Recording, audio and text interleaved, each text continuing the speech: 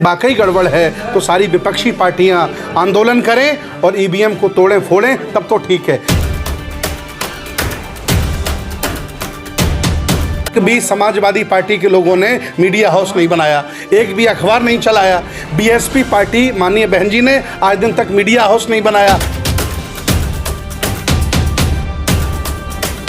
के प्रति लोगों को जागरूक कर सकता हूं, वो काम ईमानदारी से कर रहा हूं और मैं अपील करता हूं कि संविधान के भारत में ये दुर्दशा तुम्हारी है, आज भी कहीं भी हमारी बहन बेटियां महफूज नहीं हैं।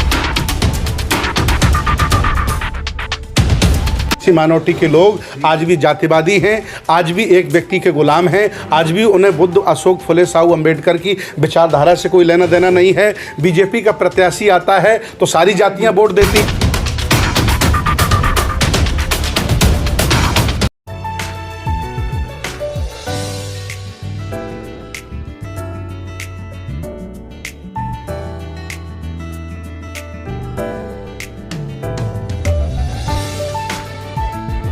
उधर से जिनको चाय देंगे।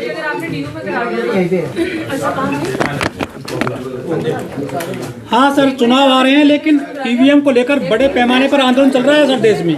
देखिए, चुनाव आ रहे हैं, तानाशाह ने पहले ही बोल दिया है कि हम 400 से ज़्यादा जीतेंगे। दो मिनट थोड़ा बोलने दीजिए, थोड़ा उनको बना करना पड़ेगा ना। डॉक्टर साहब, रिकॉर्डिंग शुरू हो गई है जी।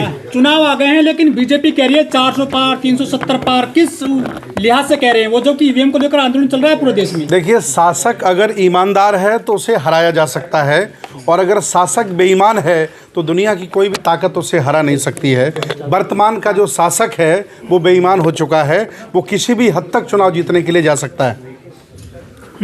लेकिन सर, ईवीएम पे आरोप लग रहे हैं। बिल्कुल, ईवीएम गलत है, पूरा देश चिल्ला रहा है, लेकिन ईवीएम आई कैसे और जाएगी कैसे मैं बताना चाहता हूं। ईवीएम का जो आंदोलन चल रहा है उसके मैं साथ हूं, लेकिन एक बात और कहना चाहता हूं जागरूक इंसान होने के नाते कि ईवीएम संसद भवन से आई है, वहाँ के सांसदों ने कानून बनाया है, और अगर वो जाएगी तो संसदों के कानून के बाद ही वो जा सकती है। आंदोलन की बात तब मानी जाती है जब सुप्रीम कोर्ट हमारी बात सुने। सरकार से सुप्रीम कोर्ट बड़ा होता है, इस समय सरकार की जेब में सुप्रीम कोर्ट है, इसलिए आप उम्मीद ना करें कि आंदोलन से ईवीएम हट जाएगी। ईवीएम जाएगी तो वो संसद भवन से ही जाएगी, कानून बन करके ही जा सकती है। क्या आपको भी कोई दिक्कत लगती है ईवीएम में सर? बिल्कुल गलत है ईवीएम, बिल्कुल गलत है। चोरी हो रही है, लूट हो रही है, पूरे देश में ईवीएम के माध्यम से चुनाव जीता जा रहा है, मैं इसका गवाह हूँ। लेकिन जो पार्टियां हैं वो तो चुनाव सड़क पर आ नहीं रही है, सिर्फ वकील आ रहे हैं, प्रोफेसर आ रहे हैं, आप जैसे लोग आ रहे हैं। देखिए, मैं इस विषय पर यह कहता हूं कि ईवीएम से जिन्हें एमपी एमएलए बनने का मौका मिलता है, ईवीएम से जिन्हें मोटा पैसा मिलता है, जो राजनीतिक पार्टियां चला रहे हैं, उनकी पहले जिम्मेदारी है कि वो रोड पर आएँ। अगर ईवीएम से चुनाव हो रहा है तो सभी विपक्षी पार्टियों से मैं निवेदन करता हूं कि आप चुनाव बहिष्कार क्यों नहीं कर देते? जब बीजेपी ही चुनाव जीतेगी तो चुनाव लड़ क्यों रहे हैं आप? एससी ओबीसी माइनॉरिटी वालों का करोड़ों रुपया खर्च कर रहे हैं, अंतर्राष्ट्रीय मैटर बनेगा, खुद संज्ञान में लिया जाएगा। जब ईवीएम से चुनाव हो रहा है और चुनाव हारना ही है तो आप लड़ क्यों रहे हैं? अगर ईवीएम वाकई गड़बड़ है तो सारी विपक्षी पार्टियां आंदोलन करें और ईवीएम को तोड़ें फोड़ें, तब तो ठीक है। ये आम जनमानस के प्रयासों से ईवीएम खत्म होने वाली नहीं है जब तक विपक्षी पार्टियां मुखर आंदोलन नहीं करेंगी। लेकिन एससी बीसी और माइनॉरिटीज के लोग केवल ईवीएम का विरोध कर रहे हैं, सेकंड क्लास के लोग तो सड़क पे कोई आ नहीं रहा ईवीएम को लेकर। नहीं, वो इसलिए नहीं आ रहे ना चूंकि वो बेईमान नीयत है उनकी, और वो मोदी जी को लंबे समय तक बरकरार रखना चाहते हैं। चूंकि ये देश अब चाइना की तरफ जा रहा है, ये देश अब रशिया की तरफ जा रहा है, ये भारत का अंतिम चुनाव है लोकसभा का। इसके बाद मैं दावे के साथ कह रहा हूं कि कोई चुनाव नहीं होगा और मोदी जी आएंगे, ये कह कर के चले जाएंगे कि देश का बहुत पैसा खर्च हो रहा है, लिहाजा हम चुनाव नहीं कराएंगे। और जब तक वो जिंदा रहेंगे, देश के शासक रहेंगे, ऐसी उनकी प्लानिंग है। यही चाइना में हुआ है, यही रशिया में हुआ है और यही वियतनाम में हुआ है। सुप्रीम कोर्ट ने जो चुनावी बॉन्ड है उन पर तो रोक लगा दिया, लेकिन ईवीएम को लेकर कुछ बड़ा डिसीजन नहीं ले रहा सुप्रीम कोर्ट। देखिए, सुप्रीम कोर्ट एक महीने में एक कदम सरकार के खिलाफ उठा देता है ताकि हम लोग उसकी वाहवाही करें, अन्यथा ये डिस्ट्रिक्ट कोर्ट, जिला court, high court, supreme court सब बीजेपी के साथ है। कोई इसी से उम्मीद मत करिए आप। कह रहे हैं कि मोदी जी की गारंटी चल रही है पूरे देश दुनिया में। नहीं, बिल्कुल गारंटी चल रही। जो व्यक्ति, देखिए, सरकार के सामने 4-5 ताकतें बहुत बड़ी होती हैं, जिसे हम प्रिंट मीडिया कहते हैं, इलेक्ट्रॉनिक मीडिया कहते हैं, वो उनकी जेब में है। सरकार के सामने court, supreme court, high court बड़ा होता है, वो उनकी जेब में है।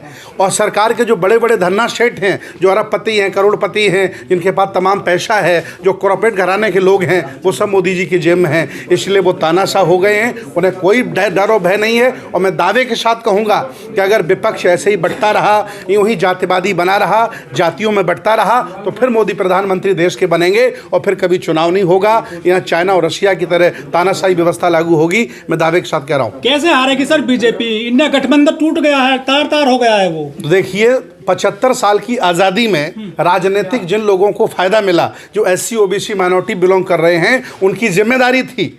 एक भी समाजवादी पार्टी के लोगों ने मीडिया हाउस नहीं बनाया, एक भी अखबार नहीं चलाया। BSP पार्टी माननीय बहन जी ने आज दिन तक मीडिया हाउस नहीं बनाया, एक भी अखबार नहीं चलाया। आज BJP वाले अखबारें चलाते हैं तो उनको बहुत बुरा लगता है। इन्हें जब मौका लगा तो इन्होंने व्यवस्थाएं खड़ी नहीं की, और जब BJP को मौका लगा तो उसने पूरे देश पर कब्जा कर लिया है। अब कुछ होने वाला नहीं है, क्योंकि हाथ से निकल गया है। अंतिम 3 महीने चुनाव के बचे हैं। ये अंतिम तरीका है। अगर देश भारत के 10 करोड़ लोग दिल्ली कूच करें, 1 करोड़ नहीं, 10 करोड़ लोग दिल्ली कूच करें, हर राज्य से, हर जनपद से, हर ब्लॉक से, हर तहसील से, या तो तानाशाह दिल्ली छोड़ के भाग जाएगा, या तो संविधान और लोकतंत्र बदलने की बात करना बंद कर देगा। ये बगल में आपके श्रीलंका में हुआ है, यही अंतिम तरीका बचा है। इसके बाद फिर खूनी क्रांति होगी और गुलामी होगी। 100 करोड़ आबादी परमानेंट गुलाम हो जाएगी, जो कभी MP MLA नहीं बन सकते, कभी IAS PCS जज नहीं बन सकते, कोई बिजनेसमैन नहीं बन सकता। एक बहुत बड़ी आबादी परमानेंट गुलाम बन लेकिन जाएगी। सर आदिवासी राष्ट्रपति हैं, OBC प्रधानमंत्री हैं, और भी उन्होंने चीफ मिनिस्टर बना दिया, और क्या चाहिए सर आपको? देखिए, वो कठपुतली लोग हैं, उनकी विचारधारा के लोग हैं। वो कभी भी SC OBC माइनॉरिटी का भला नहीं चाहते। वो लोग कभी नहीं चाहते कि शिक्षा का सुधार हो, वो कभी नहीं चाहते गरीबों के साथ न्याय हो। वो कठपुतली हैं, वो अपने पावर से नहीं आए हैं। उनको ये दिखाने के लिए बैठाला गया है ताकि देश पर हम कब्जा कर सकें। आप संविधान बचाने निकले थे सर, क्या हुआ? क्या खतरा है संविधान को? देखिए, संविधान में बचाने वाला कौन होता हूं? मैं संविधान के प्रति लोगों को जागरूक कर सकता हूं, वो काम ईमानदारी से कर रहा हूं। और मैं अपील करता हूं कि संविधान के भारत में ये दुर्दशा तुम्हारी है। आज भी कहीं भी हमारी बहन बेटियां महफूज नहीं हैं, कहीं भी SC OBC के साथ एट्रोसिटीज़ हो रही है, कहीं भी हमारे साथ अत्याचार हो रहा है। अगर संविधान नहीं बचेगा तो बताओ भारत के लोगों, तुम्हारा क्या होगा? तुम क्या करोगे? हिंदू राष्ट्र बताया जाता है, उत्तर प्रदेश में राम राज्य है, क्या सोचते हैं इस बारे में? देखिए, आज उनकी सरकार है, बेईमान लोग हैं, वो कुछ भी कर सकते हैं और आगे चुनाव भी बेईमानी से जीत सकते हैं। मैंने आपको बता दिया, ना उन्हें चुनाव से आप हरा सकते, ना आंदोलन करके कुछ कर सकते। अब तो जन क्रांति हो, भारत में 10 करोड़ लोग दिल्ली की तरफ कूच करें, या तो तानाशाह रुकेगा या तो भाग जाएगा। इसके अलावा मंदिर बन गया सर उत्तर प्रदेश में। मोदी जी ने UA में भी मंदिर बना दिया है, जहां शेख रहते हैं, रेगिस्तान में मंदिर बना दिया उन्होंने। देखिए, मंदिर देखिए, ब्राह्मणों की EVM मशीन है, मंदिर ब्राह्मणों का ATM मशीन है।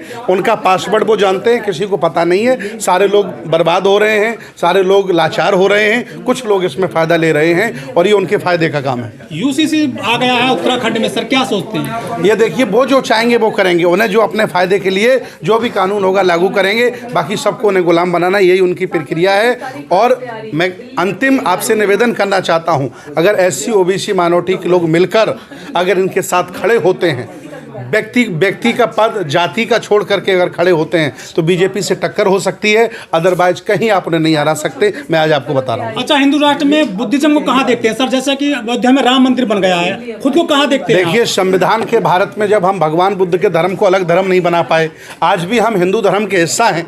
अगर संविधान नहीं बचेगा तो क्या होगा?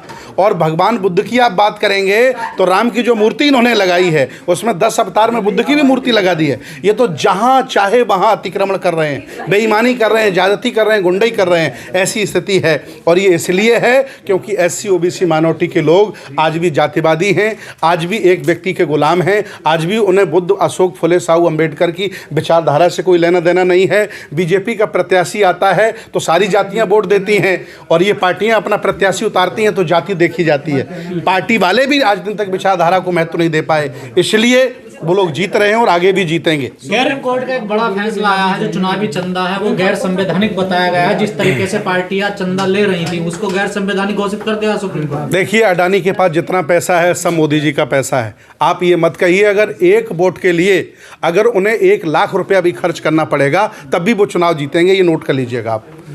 तो इस फैसले को कैसे देख रहे हैं आप? फैसला क्या बता, तो मैंने आपको पहले ही बताया कि महीने में एक फैसला वो SC ST OBC माइनॉरिटी के पक्ष में दे देते हैं, ताकि आपकी सुप्रीम कोर्ट हाई कोर्ट में श्रद्धा बनी रहे। बाकी वो सब बीजेपी के गुलाम हैं, सुप्रीम कोर्ट भी हाई कोर्ट भी। अब तो बताना पड़ेगा ना कि किसने किसको, किस पार्टी को कितना चंदा दिया। नहीं तो अच्छी बात है, बता देगी बीजेपी, उससे कोई तकलीफ नहीं है। नहीं, तकलीफ हो रही है बीजेपी को। नहीं, कोई तकलीफ नहीं, ये रोक देंगे, लेकिन और बहुत सारे उनके पास सोर्स हैं। मैंने आपने बताया नहीं कि एक वो निर्णय इसलिए देते हैं बीजेपी के खिलाफ ताकि आपकी श्रद्धा मिल जाए, आपकी आस्था मिल जाए, आपका समर्थन मिल जाए, न बाकी वो सब उन्हीं के साथ हैं। कांग्रेस के अकाउंट फ्रीज कर दिए गए हैं, देखिए। नहीं, बढ़िया, अच्छी बात है।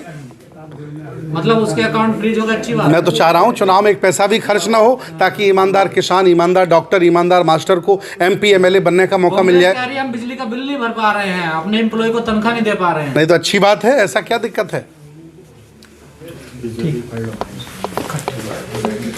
आप इस वीडियो के बारे में अपनी राय अवश्य दें तथा वीडियो को लाइक, शेयर और कमेंट्स साथ साथ चैनल को सब्सक्राइब करना न भूलें।